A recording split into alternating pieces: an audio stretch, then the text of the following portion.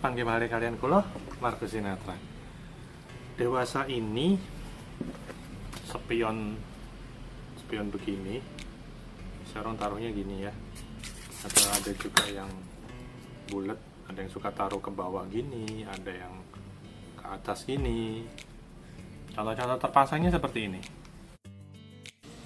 Nah, ini yang pakai yang bulat di X-Max. Jadi X-Max ini juga salah satu matic gede yang juga cukup banyak yang pakai spion jalu. Ini di Honda PCX. Sebenarnya banyak sih ya yang di motor-motor lain, cuman nanti kepanjangan dan juga saya harus menyelam cukup dalam di galeri. Nah, ini di Yamaha Aerox pakai yang model lancip atau segi 5. Ini banyak dipakai, nggak cuman di matic ya, banyak matic, dari matic kecil dari kayak Beat, Vario, kemudian NMAX, Aerox, Lexi, bahkan X-Max pada pakai, dan juga di Vespa, di Piaggio, dan banyak lagi. Motor sport juga banyak yang pakai. Sebenarnya gimana sih aturan spion jalu ini atau spion bar end? Sebenarnya pada prinsipnya kalau kita bicara aturan berarti kita melihat ke undang-undangnya, yaitu Undang-Undang tahun 2009 nomor 22 tentang lalu lintas dan angkutan jalan. Sama seperti waktu kita bahas knalpot kemarin.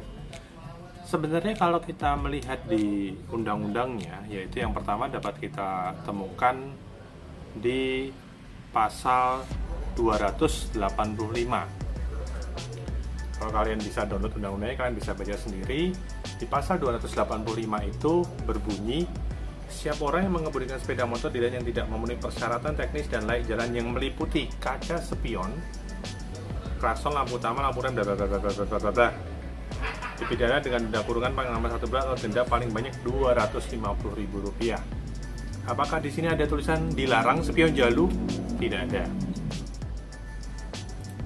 Yang terakhir yaitu mengenai kaca spion ada di keterangan pasal 48 ayat 2.J2, komponen pendukung yang terdiri atas pengukur kecepatan atau speedometer, kaca spion yang nomor 2, dan nggak ada lagi. Search next, tidak ada lagi. Jadi gimana sebenarnya? Kalau secara eksplisit di dalam undang-undang kita tentang lalu lintas yang terbaru, yaitu Undang-Undang tahun 2009 nomor 22, tidak ada yang menyebutkan dilarang menggunakan spion jalu. Tidak ada. Yang ada, intinya kendaraan harus ada spionnya, yaitu persyaratan layak jalan harus ada spionnya. Posisinya di mana tidak ditentukan, tidak ditulis, tidak ada tulisan juga, tidak boleh merubah posisi spion standar pabriknya, tidak ditulis juga. Jadi sebenarnya prinsipnya sama, mau Anda menggunakan spion jalu, mau Anda menggunakan spion tanduk kayak gini nih, spion R25, spion Ninja dan sebagainya yang di depan ya, biasanya buat NMAX, X-Max, Lexi, PCX, ataupun spion-spion lain, sebenarnya tidak tertulis di undang-undang bahwa itu dilarang. Jadi memindahkan posisi kaca spion dari standarnya, entah standarnya yang sudah di fairing seperti motorsport atau di stang, kita pindah ke jalu, atau dari stang kita pindah ke depan, sebenarnya di undang-undangnya tidak dilarang. Tidak ada kata-kata yang melarang perubahan kaca spion.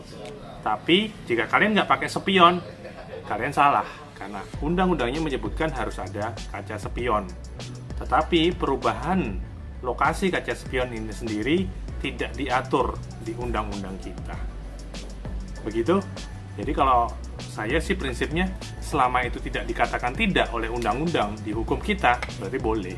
Gitu aja.